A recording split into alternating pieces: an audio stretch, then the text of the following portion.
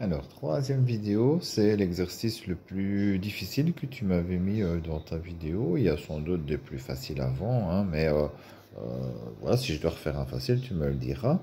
Donc là, quand il y a un mélange d'opérations, c'est la priorité des opérations qui intervient. C'est ce que tu as vu normalement en premier, hein. Donc, d'abord, on s'occupe des parenthèses. Après, on s'occupe des exposants. Ici, il n'y a pas d'exposants.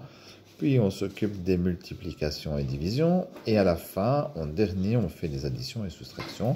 Donc il y en a qui retiennent PEMDAS, hein, pour retenir tout ça. Bon, c'est pas nécessaire, mais ouais, tu verras si toi ça t'aide.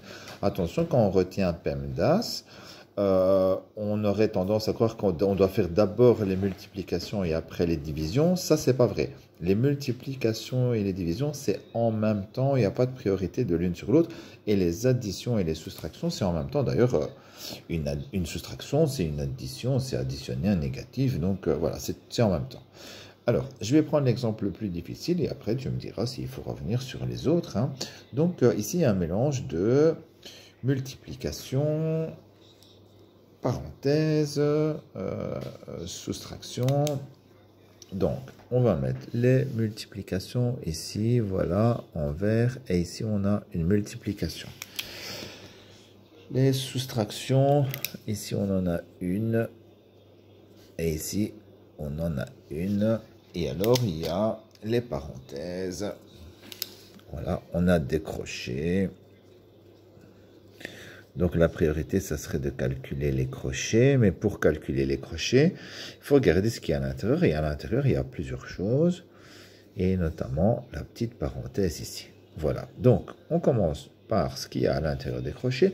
Et à l'intérieur des crochets, la première priorité, c'est la parenthèse ici. Voilà. Surtout, on fait une chose à la fois. Et à chaque fois, on recopie. Donc, on va recopier le reste. Moins 3 quarts fois 8 neuvième moins 1 demi fois, voilà, 1 tiers moins 1 cinquième. C'est une soustraction, hein, donc c'est la règle des additions.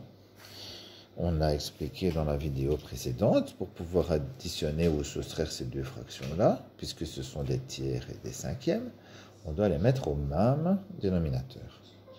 Et donc, les mettre au même dénominateur, je vais le faire ici en dessous, 1 tiers moins 1 cinquième. On va choisir de les mettre en 15e, hein, puisque c'est 3 fois 5. Voilà.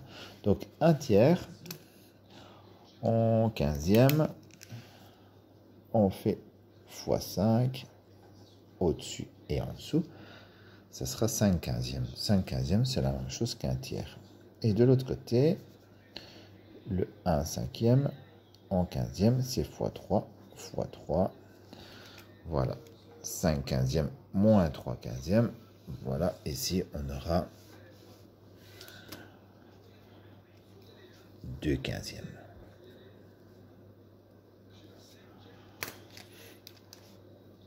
Alors, on recommence.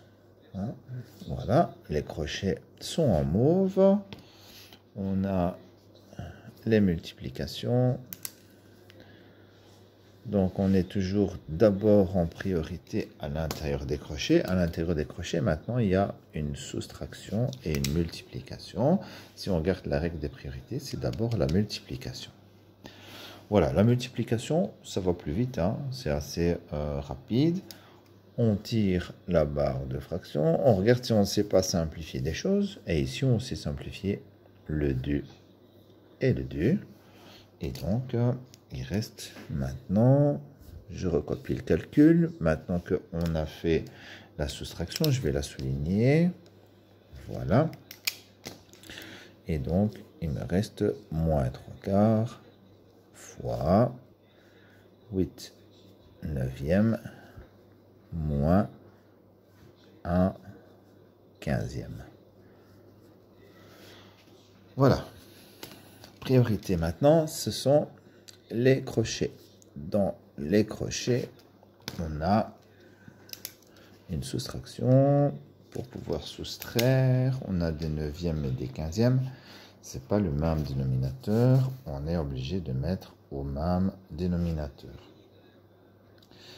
Alors, neuvième et quinzième, il faut trouver le multiple commun. On pourrait faire 9 fois 15, hein. Ça c'est possible aussi, ça marche, hein, mais ça fait des calculs plus grands. Normalement, vous avez vu comment trouver un multiple commun de 9 et 15, et donc avec 45, ça devrait être suffisant. Donc, 8 neuvièmes en 45e, je dois faire fois 5, ça fait 40 45e, et 1 15e en 45e, je dois faire fois 3. Voilà. Donc maintenant, on peut soustraire les deux. 40 moins 3, ça fait 37 45e. Voilà, reste la multiplication. Multiplication en étant la barre de fraction. On regarde si on ne sait pas simplifier. On peut simplifier ici le 3 divisé par 3 et le 45 divisé par 3. Voilà. Le 37, on ne sait pas le simplifier, on ne sait pas diviser 37. Donc voilà, au-dessus on aura, pas oublier le moins, une fois 37, et en dessous on aura 7 fois 15, ça fait 105, 70 et 35, oui, voilà. Voilà l'exemple de celui-là. Tu me dis, hein, quand tu as des explications, est-ce que c'est clair, est-ce que c'est pas clair, si tu veux que j'en refasse un plus simple, ou alors tu les fais, tu m'envoies tes exercices faits pour voir si je peux vérifier. Donc voilà, tu me dis comment ça va, hein.